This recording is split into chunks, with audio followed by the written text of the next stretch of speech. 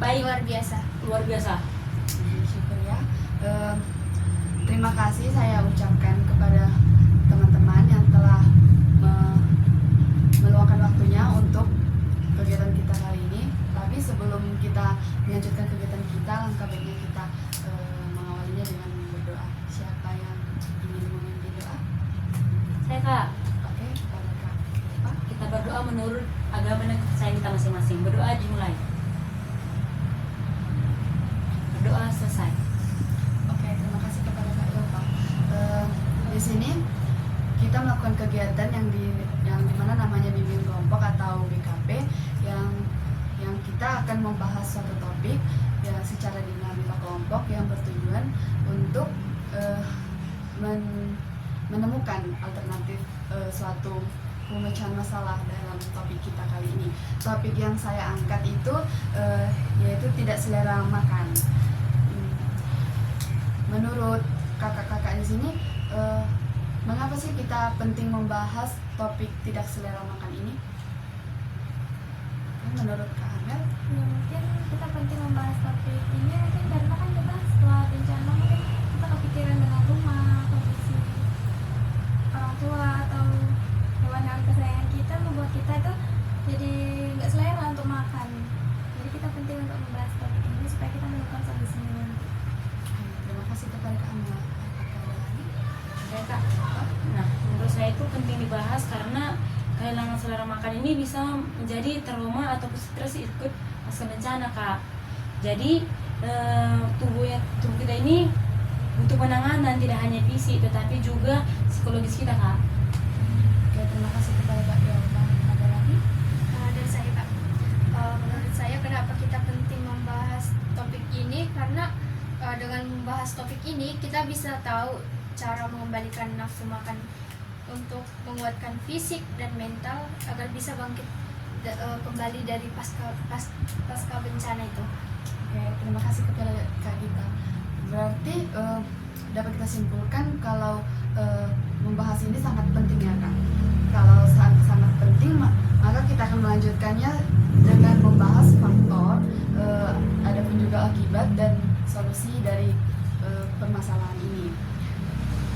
Oke, kita lanjut di faktor penyebab. Apa sih faktor penyebab mengapa tidak selera makan ini bisa terjadi?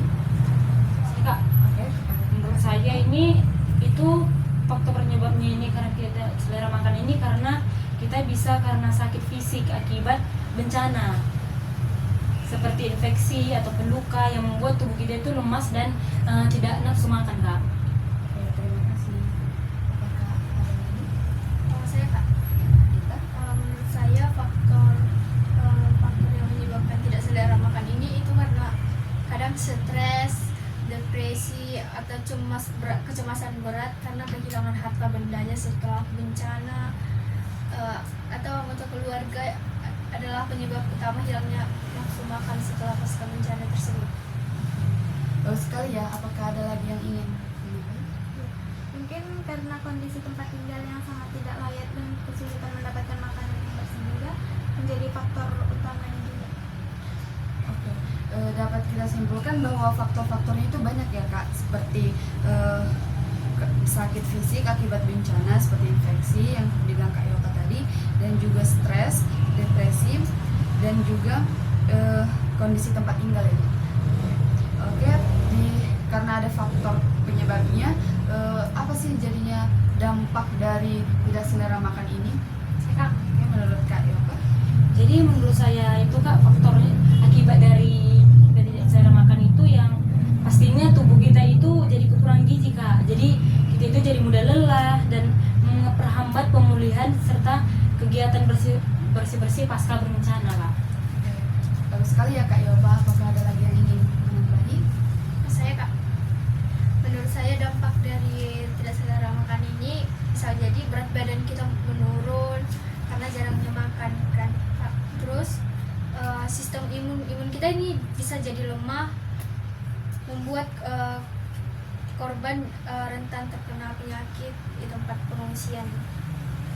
Benar sekali ya yang kata Kak Gita. Apakah ada yang menambahi? Jadi dampaknya selain trauma juga kalau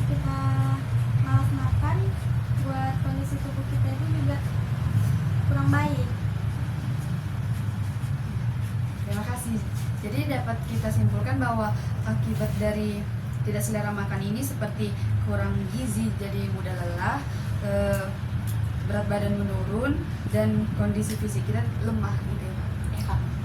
Oke, karena kita tahu nih apa faktornya, apa dampaknya, apa sih solusi yang bisa kita berikan terhadap masalah tidak selera makan ini?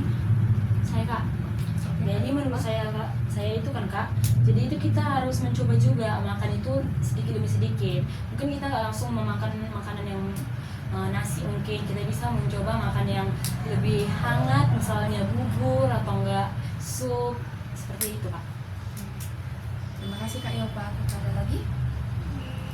Saya Kak, menurut saya untuk solusi yang dapat kita berikan itu supaya mereka lebih langsung makan, mungkin bisa kita menciptakan suasana makan yang lebih nyaman dan juga aman. Contohnya kayak di rumah sementara atau di tempat pengungsian itu kita buat suasananya lebih nyaman gitu, makan bersama-sama dengan keluarga dan tetangga juga bisa meningkatkan semangat kita. Oke, terima kasih Kak Gita. Apakah ada lagi?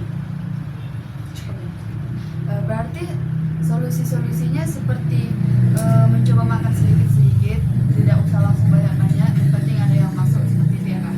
Dan juga menciptakan suasana makannya yang lebih nyaman, seperti makan bersama keluarga, seperti itu ya.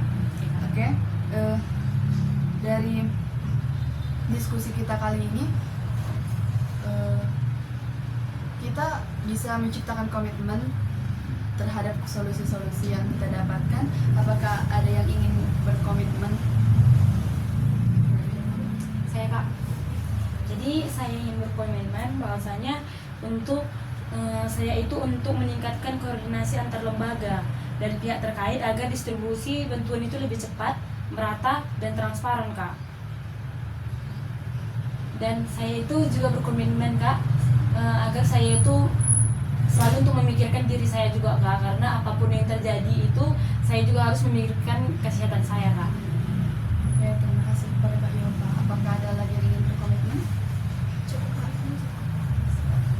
Selanjutnya ada pesan dan kesan nih. Apakah ada yang ingin berpesan dan berkesan?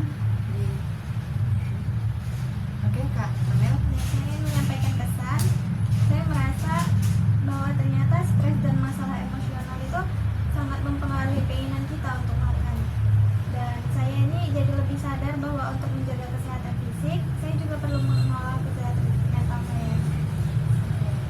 Ada lagi?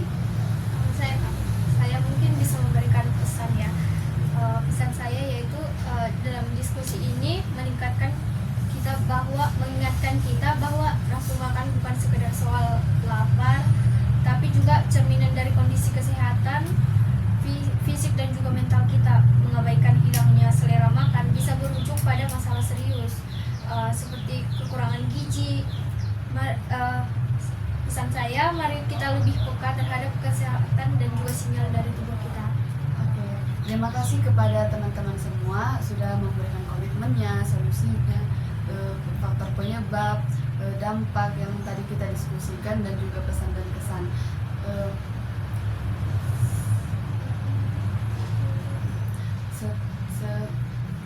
Sepertinya kita sudah selesai berdiskusi tentang topik tidak selera makan ini.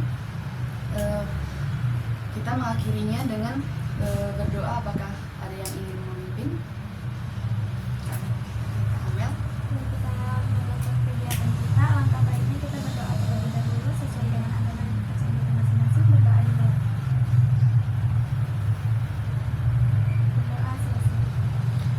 Oke, berakhir sudah kegiatan kita kali ini. Semoga kita dapat berjumpa kembali. Terima kasih. Terima kasih. Audio Jungle.